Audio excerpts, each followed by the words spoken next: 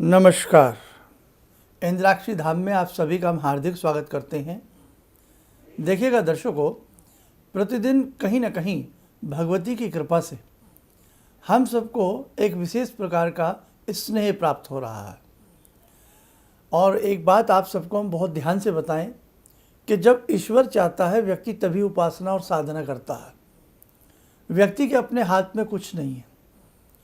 मैं संसार में सबसे अत्यधिक भाग्यशाली व्यक्ति समझता हूँ जो भगवान की शरण में हमेशा रहने का प्रयास करता है।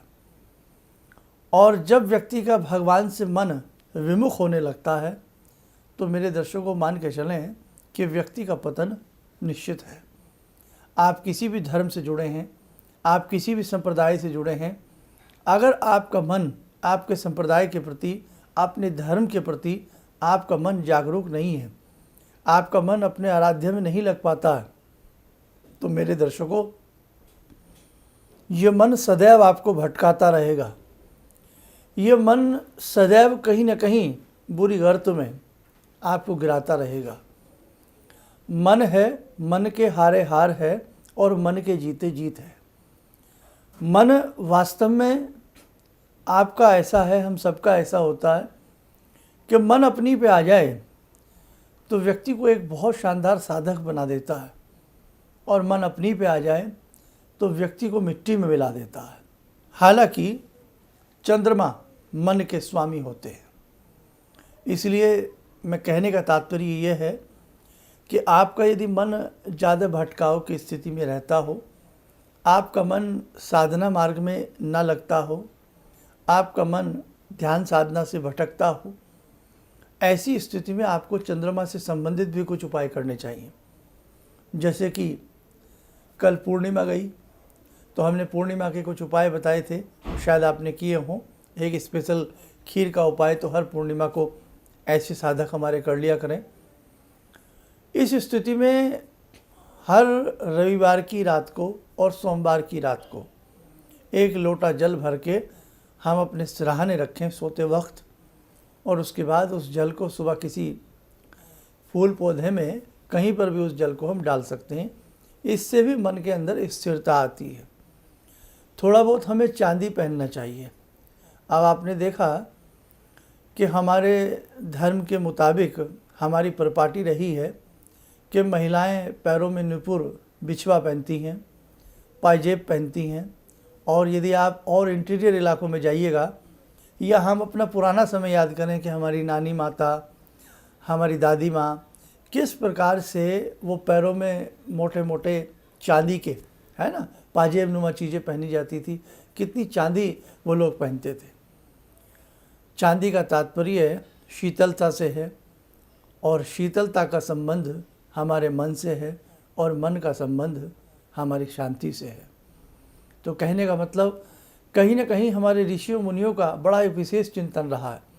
महिलाएं जितने भी शरीर के ऊपर जेवरात पहनती हैं, ख़ास तौर से वो जो एक फैशन से दूर हों, नाक में पहना जाता है, नोज़ पिन पहना जाता है, गले में हंसली पहनी जाती थी, यहाँ बाजूबंद आते हैं, यहाँ पर कड़ा पहना जाता है। इन सब के पीछे साइंटिफिक पूर्ण तरीके से आधार है।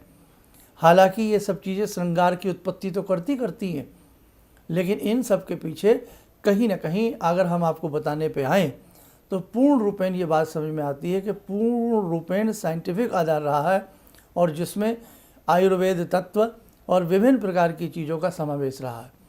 हमारे शरीर में 5 तत्व भी हैं, जिसमें अगर हम चांदी की बात करें, चांदी भी हमारे शरीर में है, स्वर्ण की मात्रा भी हमारे शरीर में है। तो सोना चांदी पहनने से भी कहीं ना कहीं हमारे तत्व विशेष के ऊपर विशेष प्रभाव आता है। और अग्नि तत्व, वायु तत्व, जल तत्व, ये सब जानते ही हैं सारी बातें, और बहुत गहराई की चीज़ें हैं जो हम आगे आगे इस कार्यक्रम के माध्यम से आप सभी को देना चाहते हैं, समझाना चाहते हैं। तो कहने का भाव, बच्चों का मन पढ़ाई में ना लगता हो, बड़ों का मन भटकता हो, भगवान में ना लगता हो, तो थोड़ा बहुत हमें चांदी पहन लेना चाहिए। बच्चों को सीधे हाथ में चांदी का कड़ा पहनाया जा सकता है। ये सब चीज़ें हम लोग ध्यान रखें। साधना मार्ग, किस प्रकार से हम अपने जीवन को उन्नतशाली बनाएं, वैभवशाली बनाएं, हमारे इस कार्यक्रम का उद्देश्य इतना ही है। लंबे समय से आप इस कार्यक्रम का इंतज़ार कर रहे थे, हमें भी इंतज़ार था आप सबसे जुड़ने का। हालांकि यूँ तो यूट्यूब पर हम स्वतंत्र एपिसोड वर्षों से आपको देते आ रहे हैं, टेलीविज़न पर भी 25 वर्षों से आपके संग बहुत लोग हमें जानते हैं, उनके संग हम जुड़े हुए हैं, वो उन सबको पता है। और रही बात अब यूट्यूब की, देखो जैसा देश वैसा भेष, आज यूट्यूब का युग है, यूट्यूब का समय है और अपनी बात कहने का एक उचित प्लेटफार्म है, अपनों तक अपनी बात पहुंचाने का एक उचित प्लेटफार्म है। अब हमें बहुत लोगों ने कहा कि शर्मा जी जो आप ये हमें ध्यान साधना प्रातःकाल कराते हैं, इस ध्यान साधना में यदि हम प्रातःकाल ना जुड़ पाएँ, भाई कामकाजी महिलाएं होती हैं, कामकाजी पुरुष होते हैं, तो मेरा यही कहना है कि एक बार इस कार्यक्रम से आप जुड़िएगा ज़रूर। आपके लिए मैं इतनी छूट कर सकता हूँ कि जो भगवान के प्रति हम साधना चाहें 2 मिनट की करें। और यहाँ एक बात और याद आती है, साधना चाहे 100 मिनट की हो, साधना चाहे 2 मिनट की हो, उसमें लय होनी चाहिए, उसमें मन लगना चाहिए। अगर आप 2 घंटा पूजा करते हैं और आपका मन 2 क्षण नहीं लगता, वो पूजा आपकी निष्फल जाएगी, उस पूजा के कोई तात्पर्य नहीं है। आप 2 मिनट के लिए भगवान की साधना करते हैं और अपने हृदय से भगवान से जुड़ जाते हैं, उस 2 मिनट में ही आपके मन मंदिर में आपके देव बस जाएंगे। तो मेरे दर्शकों, इस बात का हमेशा ध्यान रखें कि अपने उपास्य की साधना बहुत मन से करनी चाहिए। इसीलिए 2 मिनट की जो ध्यान साधना से हम आपको जोड़ते हैं, ये आपके बहुत काम आएगी, भविष्य में आप जुड़े रहें। एक सवाल महिलाओं का आया है हमारे पास, बहनों का हमारी, कि शर्मा जी आपने कहा कि इस कार्यक्रम से कम 41 डेज़ हम ज़रूर जुड़ें, एक पड़ाव हो जाएगा, तो ऐसे पड़ाव 41 के 5-6 पड़ाव हमें करने चाहिए। महिलाओं ने कहा यदि हम बीच में अशुद्ध हो जाते हैं, उस स्थिति में हम क्या करें? तो हमने कहा कि उस स्थिति में आप जल न छुएं। उस स्थिति में वो जल जो सामने रखवाना है, बेटा से, बेटी से, किसी से भी, पति से, कोई भी घर में सदस्य हो, उस जल को वहाँ रख दे। वही जल बाद में जब साधना संपूर्ण हो जाती है, वो जल के छींटे मार दे, वही जल सबको चरणामृत के रूप में पिलावे। कहने का भाव कि आप अपनी साधना को अनवरत तरीके से करें। आपके सामने मोबाइल है, अब तो मोबाइल में ऐसा सिस्टम आ गया है कि यूट्यूब पर आने वाला कोई भी कार्यक्रम आप अपने टेलीविज़न के ऊपर उसको ऑन कर सकते हो। नई टेक्नोलॉजी का समय है। तो कहने का हमारा भाव यही है कि महिलाएं 40 दिन उनका पूर्ण माना जाता है, कोई ऐसी वहम की बात नहीं है।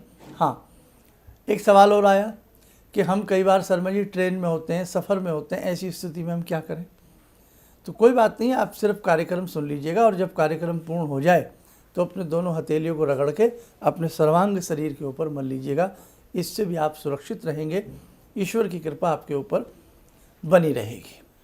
सवाल ये भी बीच में चल रहा था कि कई बार हम सुबह समय नहीं दे पाते। इस ध्यान साधना से आपको जुड़ना ज़रूर है, चाहे आप शाम के वक्त जुड़ें।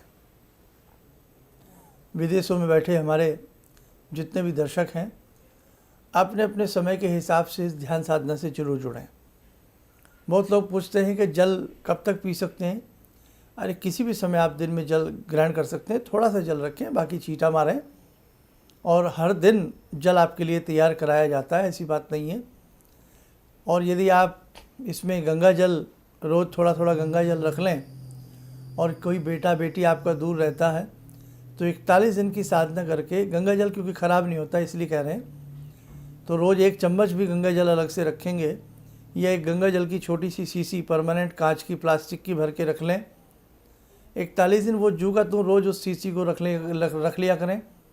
बाद में वो अपने किसी परिजन को भेज सकते हैं, कहीं ना कहीं बहुत उनको भी लाभ की प्राप्ति होगी, घर में छींटे मारने से भी और ख़ास तौर से उस जल को पीने से भी।